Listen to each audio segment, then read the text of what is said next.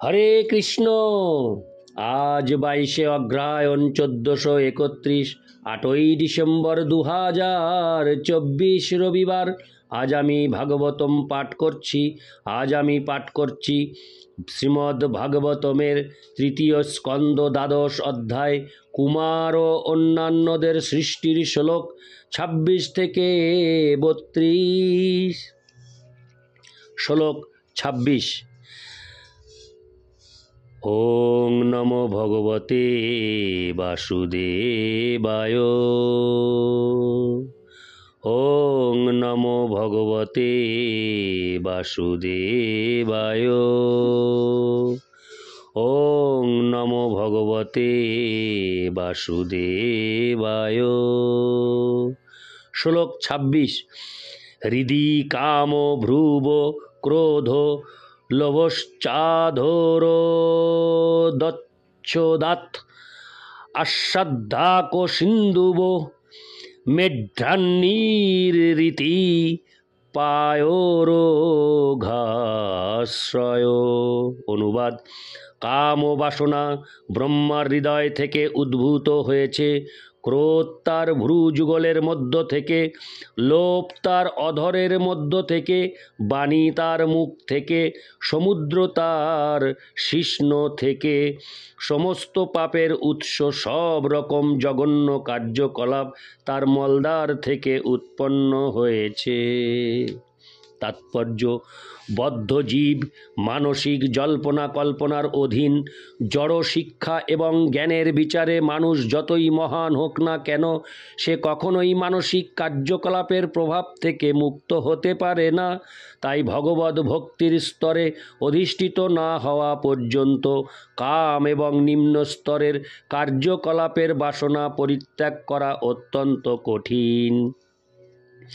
মানুষের কাম এবং নিম্ন স্তরের বাসনা যখন ব্যর্থ হয়, তখন তার মন থেকে ক্রোধের উদয় হয় এবং তার প্রকাশ হয় ভ্রুযুগলের মধ্য থেকে। তাই সাধারণ মানুষকে উপদেশ দেওয়া হয় ভ্রুযুগলের মধ্যে মনকে একাগ্র করতে, কিন্তু ভগবানের ভক্তেরা ইতিপূর্বেই পরমেশ্বর ভগবানকে তাদের মনের আসনে স্থাপন করার অভ্যাস করেছেন। কামনাহীন হওয়ার সিদ্ধান্ত সমর্থনযোগ্য নয়, কেননা মনকে কখনো কামনা রহিত করা যায় না। যখন উপদেশ দেওয়া হয় যে মানুষকে কামনা বাসনা রহিত হতে হবে, তখন বুঝতে হবে যে পারমার্থিক মূল্যের হানিকারক যা কিছু, সেই সমস্ত বস্তুর কামনা করা উচিত নয়। ভগবদ ভক্তের মনে ভগবান সর্বদা রয়েছেন এবং তাই তার কামনা রহিত হওয়ার কোনো প্রয়োজন নেই, কেননা তার সমস্ত কামনাই পরমেশ্বর ভগবানের সেবার সঙ্গে সম্পর্কিত। বাক শক্তিকে বলা হয় সরস্বতী বা বিদ্যার অধিষ্ঠাত্রী দেবী, এবং সরস্বতীর উৎপত্তিস্থল হচ্ছে ব্রহ্মার মুখ। সরস্বতীর কৃপা প্রাপ্ত হলেও কোনো ব্যক্তির হৃদয় কামনা বাসনায় পূর্ণ থাকতে পারে এবং তার ভ্রু ক্রোধের লক্ষণ প্রকাশ করতে পারে। জড়জাগতিক বিচারে কেউ মহাপণ্ডিত হতে পারেন, কিন্তু তার অর্থ এই নয় যে তিনি কাম এবং ক্রোধের সমস্ত নিম্ন স্তরের কার্যকলাপ থেকে মুক্ত। হরে কৃষ্ণ। সৎ গুণাবলী কেবল শুদ্ধ ভক্তের কাছ থেকে আশা করা যায়, যিনি সর্বদাই পরমেশ্বর ভগবানের চিন্তায় মগ্ন বা শ্রদ্ধা সহকারে সমাধিস্থ।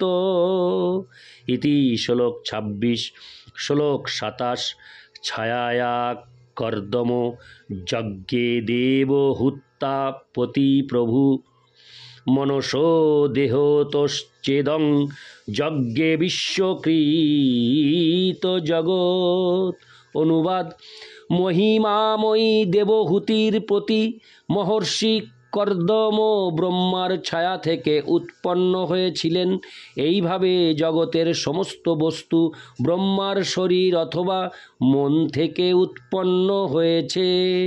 তাৎপর্য, যদিও জড়া প্রকৃতির তিনটি গুণ সর্বদাই স্পষ্টরূপে বিরাজ করে, তবুও কখনোই তারা পরস্পরের প্রভাব থেকে সম্পূর্ণরূপে মুক্ত নয়। এমনকি নিম্ন স্তরের গুণ রজ ও তমগুণের মধ্যেও কখনো কখনো সত্ত্বগুণের আভাস দেখা যায়। তাই ব্রহ্মার দেহ এবং মন থেকে উৎপন্ন তার সমস্ত পুত্রেরা রজ ও তমগুণের দ্বারা প্রভাবিত ছিলেন, কিন্তু কর্দম প্রমুখ তাদের কেউ কেউ সত্ত্বগুণে উৎপন্ন হয়েছিলেন। নারদের জন্ম হয়েছিল ব্রহ্মার চিন্ময় অবস্থা থেকে। ইতি শ্লোক 27। শ্লোক 28। বাচং দুহিতরং তন্নিং স্বয়ম্ভূর্হরতিং মন অকামাং চকমে ক্ষত্ত সকাম ইতি ন শ্রুতম। অনুবাদ: হে বিদুর, আমরা শুনেছি যে ব্রহ্মার বাক নাম্নী এক কন্যা ছিলেন, যিনি তার শরীর থেকে উৎপন্ন হয়েছিলেন। ব্রহ্মা কামে উন্মত্ত হয়ে তাকে অভিলাষ করেছিলেন, কিন্তু সেই কন্যা নির্বিকারা ছিলেন। তাৎপর্য: বলবানিন্দ্রিয় গ্রাম বিদ্যাং সমপি কর্ষতি। শ্রীমদ্ভাগবত 9:19-17। এখানে বলা হয়েছে, ইন্দ্রিয়গুলি এতই উন্মত্ত এবং বলবান যে সেইগুলি অত্যন্ত সংযত এবং বিদ্বান মানুষদের পর্যন্ত বিভ্রান্ত করতে পারে। তাই উপদেশ দেওয়া হয়েছে, কেউ যেন কখনো একাকী মাতা, ভগ্নী অথবা কন্যার সঙ্গে বাস না করে। বিদ্যাং সমপি কর্ষতি মানে হচ্ছে সবচাইতে বিদ্বান ব্যক্তিরাও ইন্দ্রিয়ের আবেগের দ্বারা বশীভূত হতে পারে।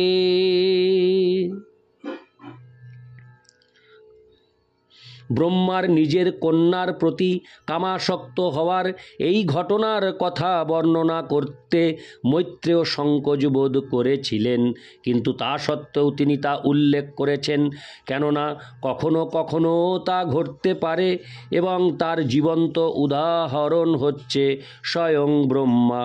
যদিও তিনি হচ্ছেন আদি জীব এবং সমগ্র বিশ্বের মধ্যে সবচাইতে বিদ্বান ব্যক্তি, ব্রহ্মা যদি যৌন আবেদনের শিকার হতে পারেন, তাহলে জাগতিক দুর্বলতার বশবর্তী অন্যান্য জীবেদের আর কি কথা।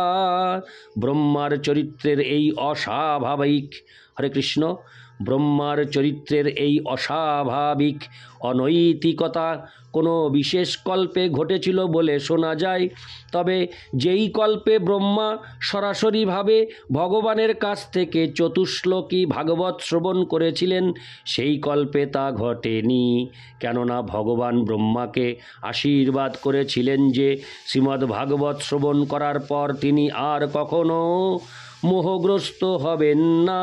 তা থেকে বোঝা যায় যে শ্রীমদ্ ভাগবত শ্রবণ করার পূর্বে তিনি এই প্রকার কাম ও ভাবের শিকার হয়ে থাকতে পারেন, কিন্তু সরাসরি ভগবানের কাছ থেকে শ্রীমদ্ ভাগবত শ্রবণ করার পর তার আর এই প্রকার অধঃপতনের কোনো সম্ভাবনা ছিল না।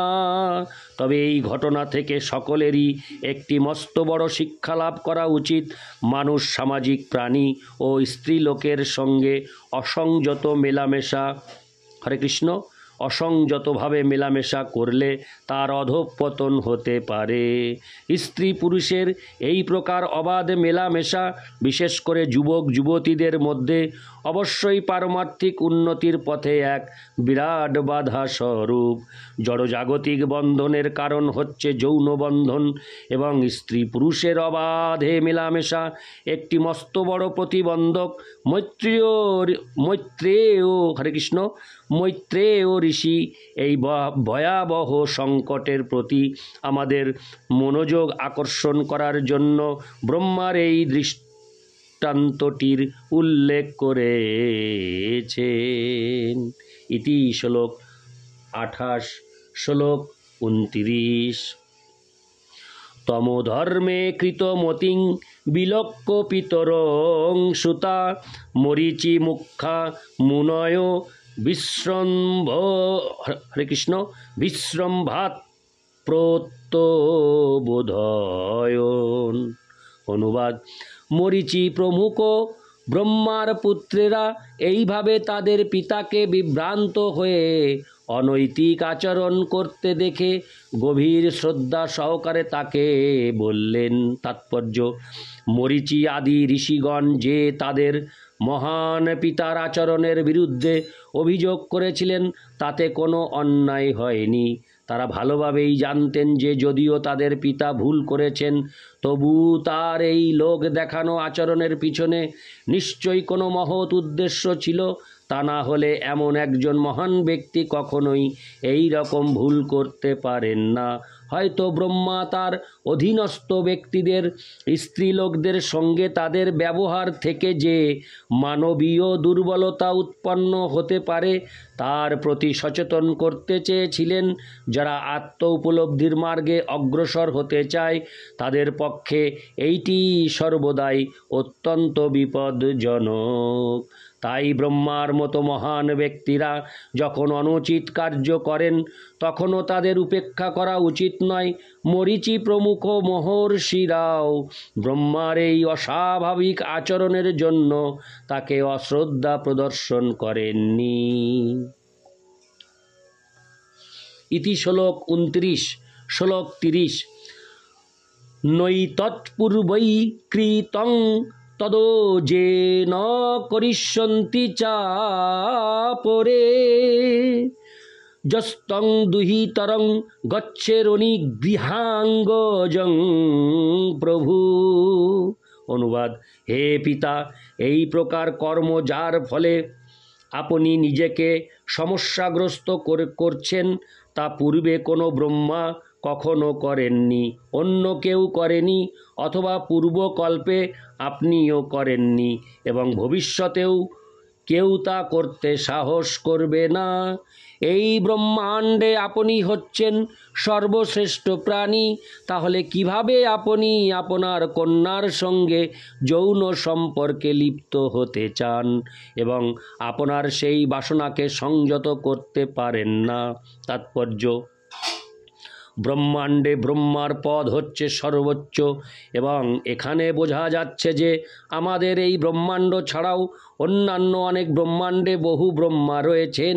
সেই পদে যিনি অধিষ্ঠিত থাকেন তার ব্যবহার অবশ্যই আদর্শ হতে হবে, কেননা ব্রহ্মা অন্য সমস্ত জীবের আদর্শ দৃষ্টান্ত স্থাপন করেন। ব্রহ্মা যিনি সবচাইতে পবিত্র এবং আধ্যাত্মিক মার্গে সবচাইতে উন্নত জীব, তাকে পরমেশ্বর ভগবানের ঠিক বিপরীত হরে কৃষ্ণ তাকে পরমেশ্বর ভগবানের ঠিক পরবর্তী পদটি প্রদান করা হয়েছে। ইতি শ্লোক 30। শ্লোক 31। তেজীয় সামপি হেন হরে কৃষ্ণ তেজীয় সামপি হেত্তন্ন সুশ্লোকং জগদ্গুরো যদৃত্ত মনুতিষ্ঠন বৈলোক ক্ষেমায় কল্পতে। অনুবাদ: আপনি যদিও সবচাইতে শক্তিশালী ব্যক্তি, তবুও এই আচরণ আপনার শোভা পায় না, কেননা পারমার্থিক উন্নতি সাধনের জন্য জনগণ আপনার চরিত্রের অনুসরণ করে। তাৎপর্য: বলা হয় যে পরম শক্তিশালী জীব তার ইচ্ছা অনুসারে যা ইচ্ছে তাই করতে পারেন এবং তার এই প্রকার আচরণ কখনো তাকে প্রভাবিত করতে পারে না। দৃষ্টান্ত স্বরূপ বলা যায় যে ব্রহ্মাণ্ডের সবচাইতে শক্তিশালী অগ্নিময় গ্রহ সূর্য যে কোনো স্থান থেকে জল বাষ্পীভূত করতে পারে এবং তা সত্ত্বেও সে পূর্বেরই মতো শক্তিশালী থাকে। সূর্য নোংরা জায়গা থেকেও জল বাষ্পীভূত করতে পারে, কিন্তু তা সত্ত্বেও সেই নোংরা তাকে দূষিত করতে পারে না। তেমনি ব্রহ্মা সর্ব অবস্থাতেই অনিন্দনীয়, কিন্তু তা সত্ত্বেও যেহেতু তিনি হচ্ছেন সমস্ত জীবেদের গুরু, তাই তার আচরণ ও চরিত্র আদর্শ হওয়া উচিত, যাতে তার মহৎ আচরণ অনুসরণ করে মানুষেরা সর্বোচ্চ পারমার্থিক উন্নতি সাধন করতে পারে। তাই তার পক্ষে এই প্রকার আচরণ করা ঠিক হয়নি। ইতি শ্লোক 31। শ্লোক 32। তস্मै নমো ভগবতে য ইদং সেন রোচিষা আত্মস্থং ব্যঞ্জয়ামাস সধর্মং পাতুমর্হতি। অনুবাদ: আমরা পরমেশ্বর ভগবানকে আমাদের সশ্রদ্ধ প্রণতি নিবেদন করি, যিনি আত্মস্থ হওয়া সত্ত্বেও তার স্বীয় জ্যোতির দ্বারা এই জগৎ সৃষ্টি করেছেন। সর্বাঙ্গীন কল্যাণের জন্য তিনি যেন দয়া করে ধর্মকে রক্ষা করেন। তাৎপর্য: এখানে প্রতীত হয় ব্রহ্মার যৌন বাসনা এতই প্রবল ছিল যে মরীচি প্রমুখ তার মহান পুত্রদের আবেদন সত্ত্বেও তাকে তার সেই সংকল্প থেকে বিরত করা যায়নি। তাই তার মহান পুত্রেরা হরে কৃষ্ণ তাই তার মহান পুত্রেরা ব্রহ্মাকে সদ্বুদ্ধি প্রদান করার জন্য পরমেশ্বর ভগবানের কাছে প্রার্থনা করতে শুরু করেছিলেন। পরমেশ্বর ভগবানের কৃপার প্রভাবেই কেবল জড়জাগতিক কামনা বাসনার প্রলোভন থেকে রক্ষা পাওয়া যায়। ভগবানের যে সমস্ত ভক্ত সর্বদাই তার দিব্য প্রেমময়ী সেবায় যুক্ত, ভগবান তাদের রক্ষা করেন।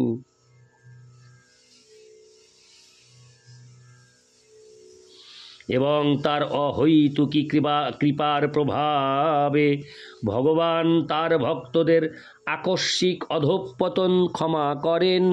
তাই মরীচি আদি ঋষিরা ভগবানের কৃপা প্রার্থনা করেছিলেন এবং তাদের এই প্রার্থনা সফল হয়েছিল। ইতি শ্লোক 32। ওং নমো ভগবতে বাসুদেবায়। ওং নমো ভগবতে বাসুদেবায়। ওং নমো ভগবতে বাসুদেবায়। হরে কৃষ্ণ।